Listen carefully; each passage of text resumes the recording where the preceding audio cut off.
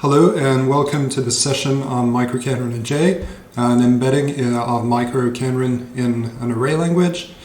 I'm Raoul and I'm from Geneva, Switzerland. This is my first computer science conference, so I'm pretty happy to be here, and I want to thank the program committee, the conference organizers, and the reviewer of the workshop paper for having me here.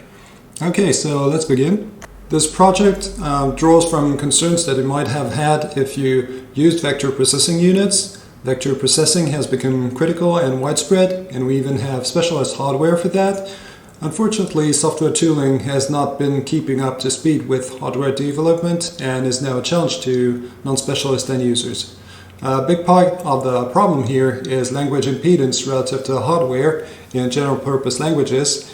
And recent research in the form of the code defense compiler from Aaron Su has shown that we could have a high-level language for which the compiler was hosted on the GPU and that would execute code on the GPU. And that's obviously a big step forward.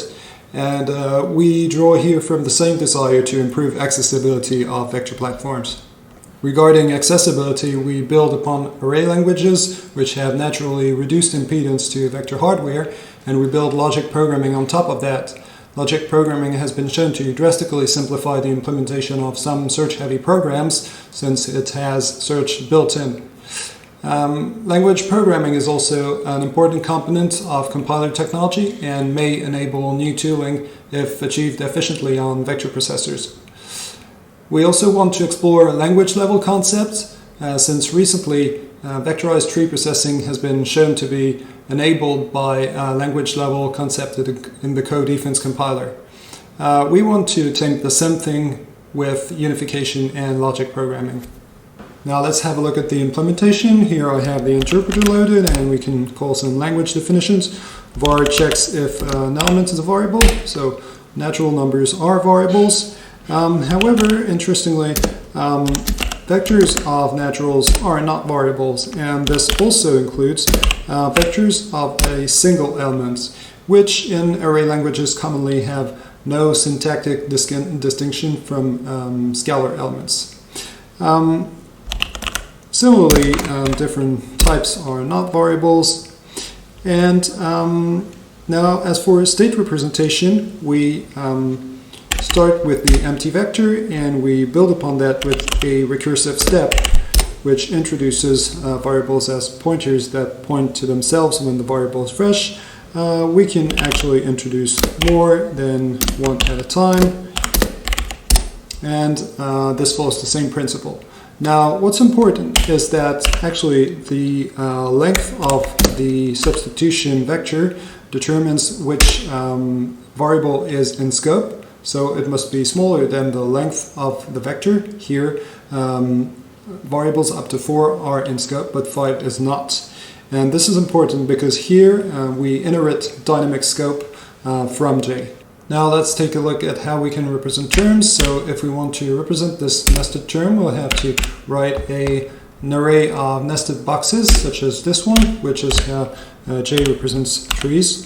And the need for boxing is a consequence of flat array theory, which J is an example of. And all arrays in this theory are homogeneous, and if you want to have a heterogeneous array, you have to box it.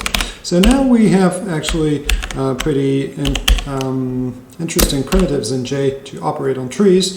So the first is map, which replaces the leaves of the tree with paths to those leaves.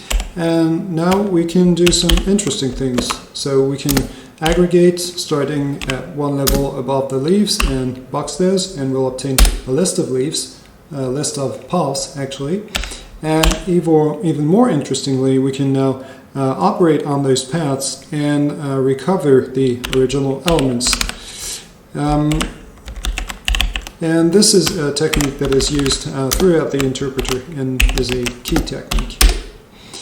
Now we also have other important primitives in J, such as operating in place instead of aggregating. So now I'm going to add a level of boxing to each leaf of the original tree.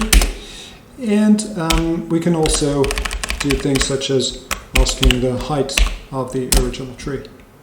Now if we take a look at how unification works, Well, unification is actually an operator in the language, so it takes 3 or even 4 arguments. Here, y would be a substitution table issued from fresh, just as we seen before, and u and v would be 2 terms that have to be unified. So if we want to unify flat arrays, this unifies because the left term is a flat array of numbers, and the right one is the same thing but with letters instead. But now we have a problem, because if we want to unify nested structures, then if we change the shape of the array for a 2x2 matrix, then we don't have a nested structure, because in J multi-dimensional vectors arrays are considered flat, whereas in scheme we would have no problem doing that because it would actually unify with the top level of a 2-level nested list. So unfortunately in J this doesn't work and we error out. However, J has the mechanism of rank, which allows us to do similar things. And we do that by adding a 4th argument. And now we say operate on the scalar level on the left side, the 0th rank, and the row level, 1st rank, on the right side. And we have to remove boxing because unification respects the boxing level, and this works. Now we unify each variable with 1 row of the right array. Now this is implemented as such. So here we have u equal blah blah blah and v equal blah blah blah, and this takes each argument and reboxes it according to the rank pattern we give it. So this is rank and this is boxing. And now the end of the algorithm is actually using all the primitives I've shown you before. So we constitute a tree by sticking the terms together, and we make a path list with the map primitive. Then we partition the tree between variable paths, substitution paths, and residual paths, and we check the property of residual paths to be either empty or to be identical between the 2 vectors, otherwise they don't unify. And then we actually perform some checks, and we do the extension of the state vector in ext. Now this rank-polymorphic unification is actually quite powerful because it extends to an arbitrary number of dimensions. So if we, for example, want to unify an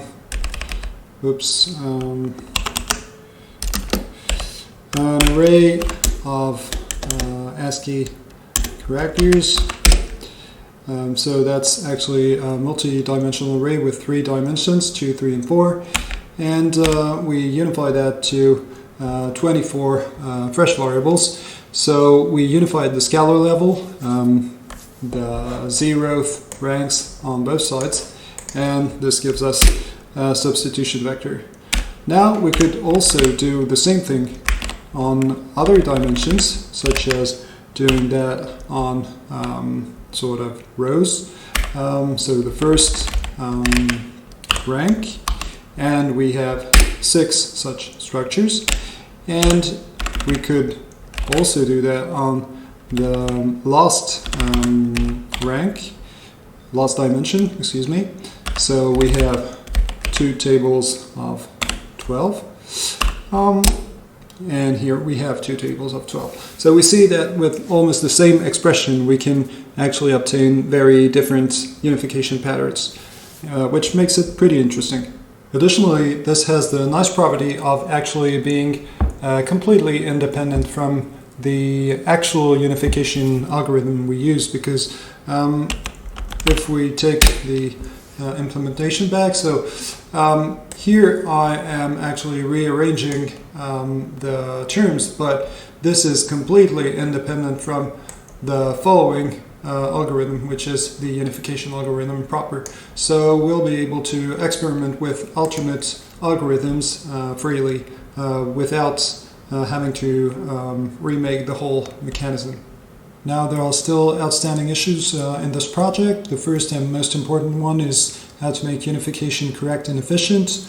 There are almost certainly some corner cases that are handled incorrectly because the current algorithm is highly experimental and also very inefficient due to repeated boxing and unboxing. Another interesting challenge is how to make relations with more than 2 arguments, because in most array languages you have maximum 2 arguments per function, per procedure, 4 if you count operators. The third objective, which relates to the first issue, is to eliminate remaining sources of recursion and iteration, because in array languages you want to do everything implicitly to avoid interpretative overhead. Finally, you might have noticed that notation is a bit heavy at the moment, and it's also on the list of things to improve. However, there are some pretty interesting future prospects to this project, so some are more close than others. Some immediate ones are to re-implement trees as in the codefense compiler, because it would be much more efficient than the current nested boxes version. And a second thing would be to try using the recently published Myrna-Udovicic 3D array-based unification, because this is linear unification algorithm that could play very well with the strength of array languages. Some more remote ones are to implement a constraint store and relational binary arithmetic. This is an especially interesting objective because since bit vectors would not be considered as variables in the language, we could probably reuse the host language primitive for conversion between binary and decimal arithmetic. Now, very remote objective is to work on complexity theory because all language primitives have known complexity in array languages, so we could maybe try to synthesize procedures equivalent to the input but with better complexity. So finally, thank you very much for attending this presentation, and I leave you with resources on J, which is really an outstanding language that you should check out. Thank you.